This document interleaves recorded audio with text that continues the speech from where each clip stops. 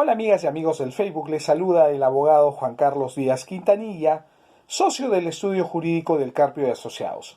El día de hoy quiero hablar sobre el proceso inmediato reformado. Este proceso es un proceso con características muy especiales. Es un proceso muy eficaz y célere. Ha dado muy buenos resultados en la Administración de Justicia desde que entró en vigencia hace casi 5 años ya.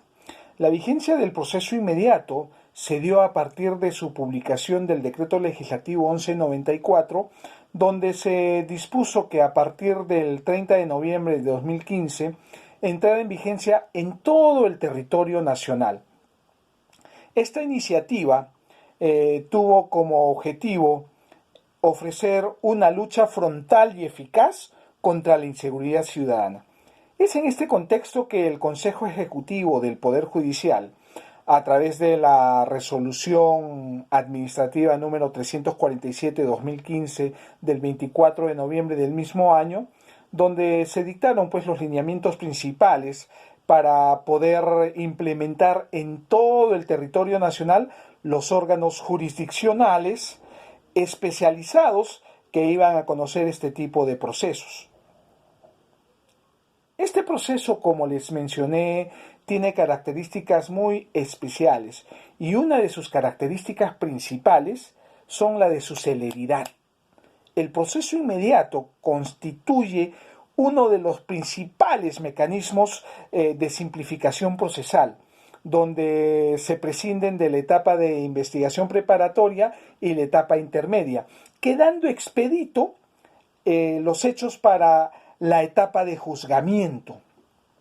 Estos procesos se encuentran enmarcados en 3 artículos del Código Procesal Penal, en el artículo 446, 447 y 448 del mismo.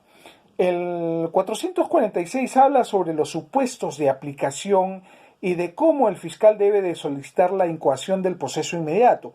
En el numeral 1 del mismo código, en el literal A, dice: si el imputado ha sido sorprendido y detenido en flagrancia, se aplican los supuestos del artículo 259, que es el que tipifica cuáles son los supuestos de flagrancia. El código ha desarrollado 4 supuestos donde la persona estaría en flagrancia. Y bueno, voy a mencionarlos así muy someramente, muy rápido, ¿no? Uno de los supuestos en donde una persona estaría en flagrancia es si el agente es descubierto en la realización de un hecho punible. El segundo es si el agente acaba de realizar el hecho punible y es descubierto. El tercero es si el agente ha huido y ha sido identificado durante o inmediatamente después de la perpetración del hecho.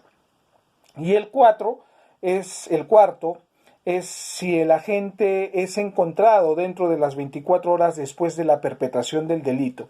Estos son los 4 supuestos que el artículo 259 tipifica como hechos de flagrancia. El proceso inmediato consta desde su propia regularidad interna de 2 fases procesales. La primera, la audiencia única de incoación tipificada en el 447, y la segunda de la audiencia única de juicio estipulada en el 448 del Código Procesal Penal.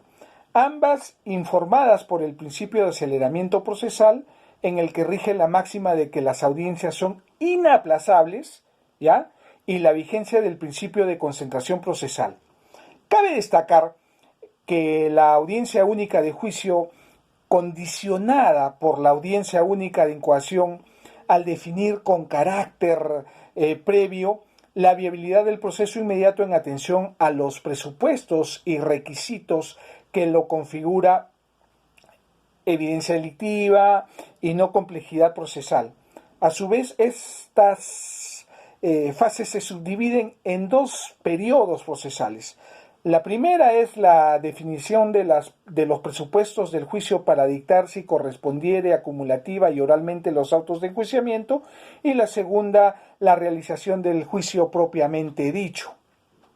El proceso inmediato, en tanto en cuanto se circunscriba a los delitos evidentes y a los supuestos de investigación simple o sencilla, en modo alguno afecta en el debido proceso, la tutela jurisdiccional y la defensa procesal. No es un proceso configurado legalmente para condenar al imputado. Precisamente la realización de las audiencias de incoación y juicio permite esclarecer posteriormente el hecho punible con pleno cumplimiento de los principios de contradicción, igualdad, publicidad, inmediación y oralidad, ¿no? No es pues un proceso ofensivo tendente a condenar irremediablemente al imputado. El rigor para dilucidar la existencia de sus presupuestos materiales y la ulterior de actuación contradictoria de la prueba afirman la vigencia de la garantía de presunción de inocencia.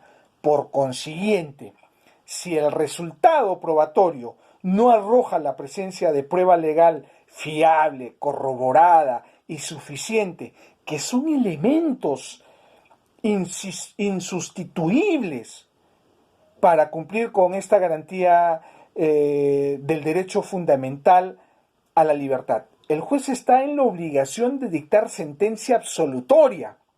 Ahora, el Acuerdo Plenario Extraordinario 2-2016 establecieron como doctrina los criterios expuestos en los fundamentos jurídicos del 7 al 12 y del 15 al 24 del presente acuerdo plenario y precisaron que los principios jurisdiccionales que contiene la doctrina legal de este acuerdo plenario deben ser invocados por los jueces de todas las instancias sin perjuicio de excepción que estipula el segundo párrafo del artículo 22 de la Ley Orgánica del Poder Judicial, aplicable extensivamente a los acuerdos plenarios dictados al amparo del artículo 116 del citado Estatuto Orgánico. Ahora, el artículo 368 del Código Penal sanciona al que desobedece o resiste al orden legalmente impartido por un funcionario público en el ejercicio de sus atribuciones. De ello se desprende que son dos las modalidades típicas que se regulan en el citado dispositivo. La primera supone que el desacato del administrado de la orden impartida. Esto es pues la negación a obedecer a la autoridad, mientras que la segunda importa una conducta obstruccionista por parte de la gente. Ahora, para que configure el delito de violencia y resistencia a la autoridad, tiene que existir previamente un acto funcional legítimo. Solo el acto policial legítimo permite la configuración del delito de violencia a la autoridad y violencia y resistencia a la misma. Entonces, en un proceso inmediato de gran velocidad, ¿un fiscal al incoar peligra el proceso inmediato? Y asimismo, el juez al declarar su procedencia tiene necesariamente que verificar como hecho constitutivo del delito un acto policial legítimo, un acto policial reglamentario. Si no hubiera elementos de convicción suficientes, si está cuestionado el acto policial o reglamentario, no debe de haber el proceso inmediato. No debería de existir este proceso inmediato porque eso determinaría que estamos llevando un proceso inmediato como un caso de difícil probanza. En fin. Recuerda que el Ejecutivo, mediante el Ministerio del Interior, aprobó la creación de un registro de todas las personas que incumplan las medidas de aislamiento e inmovilización social.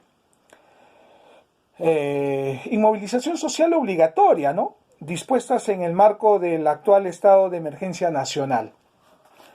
La información contenida en este registro será remitida al Ministerio Público a fin de sancionar las diligencias preliminares por los delitos que correspondan para que los imputados sean juzgados en un proceso común o un proceso inmediato si fuera el caso. Si tú estás en este registro, no dudes en llamar a un especialista en Derecho Penal y Procesal Penal. Somos el estudio jurídico del Carpio Asociados los que defenderán tus derechos. siempre con equidad y justicia, poniéndonos siempre a tus órdenes. Ahora, ubícanos a través de los celulares 953 98 64 79 o el 961 78 13 14, o también en nuestras oficinas ubicadas en la calle Ayacucho 421. Somos el estudio jurídico del Carpio y Asociados. Quien te habla, el abogado Juan Carlos Díaz Quintanilla y el magíster Alfonso del Carpio Delgado, especialistas en Derecho Penal y Procesal Penal. Que tengan buenas noches. Mucho gusto.